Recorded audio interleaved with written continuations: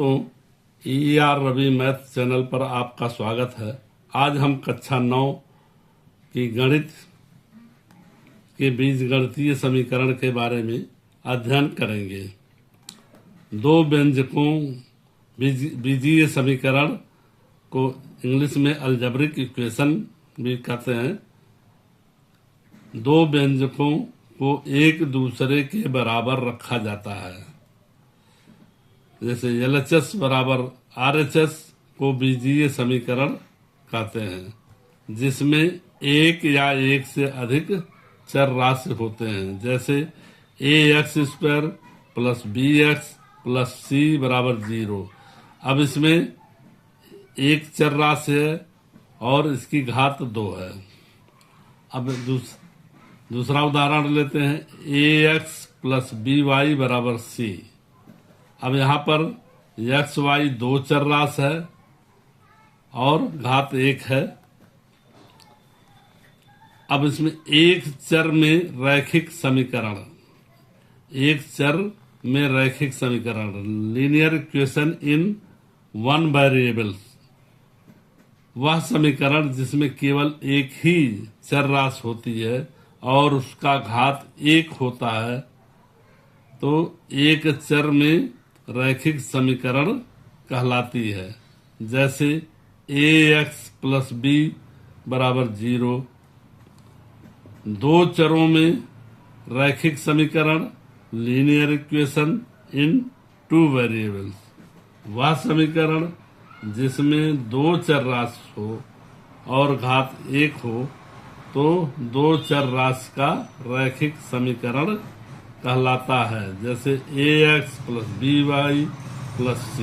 अब यहाँ पर x y दो चर राशि है।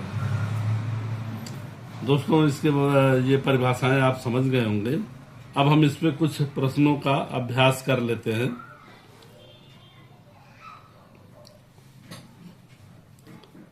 यहाँ निम्न रैखिक समीकरणों को ax plus by plus c बराबर 0 के रूप में कीजिए और a, b तथा c का मान बताइए। अब यहाँ पर पहला प्रश्न है 2x प्लस 3y बराबर 5।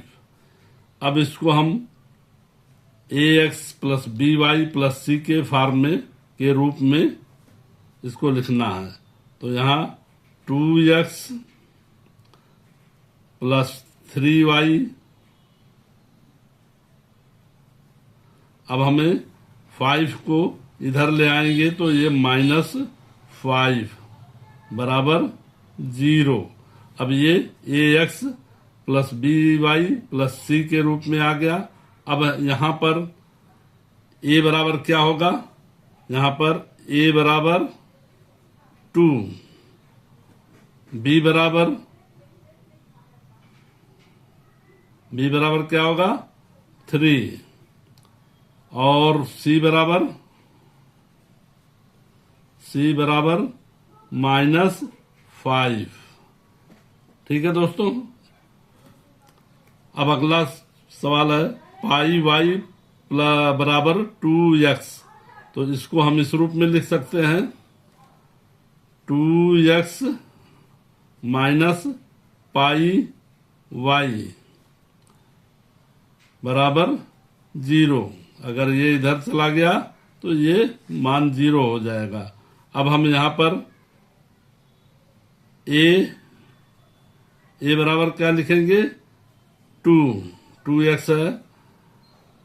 b बराबर क्या होगा? -पाई। और c बराबर क्या होगा? और यहाँ पर c के लिए कोई वैल्यू नहीं है, तो और c बराबर 0 मान लेते हैं। अब अगला समीकरण है x/3 माइनस y/4 बराबर 2। इसको हम इस फॉर्म में भी लिख सकते हैं x/3 माइनस y/4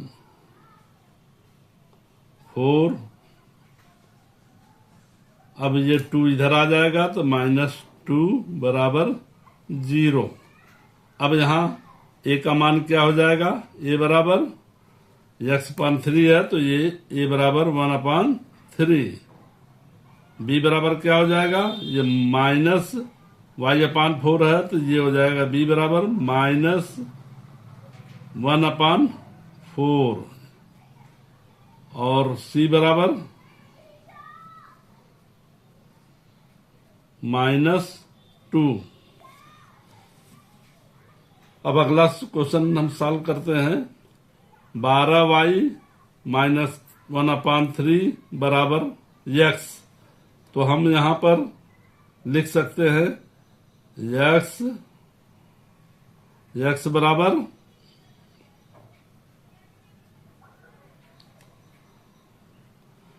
x को हम आगे लिख सकते हैं, इसको इधर ले आए तो ये -12y हो जाएगा और ये -1/3 है तो इधर आएगा +1/3 हो जाएगा।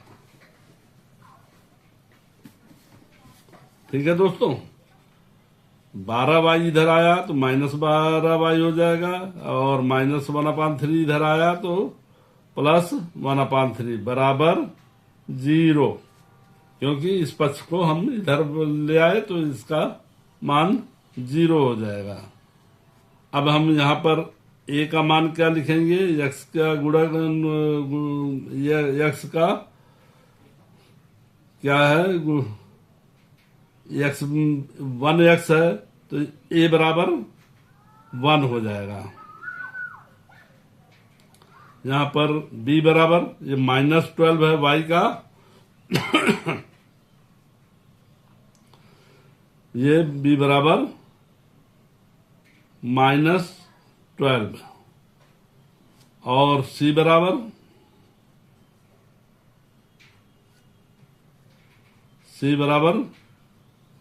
1/3। ये दोस्तों यही आपके आंसर हो गए। दोस्तों ये अगर आपको समझ में आ गया हो तो इसे इस वीडियो को लाइक करें और सब्सक्राइब करें, साथ ही साथ अपने दोस्तों को शेयर करें ताकि अधिक से अधिक लोग लाभ ले सकें। और धन्यवाद दोस्तों।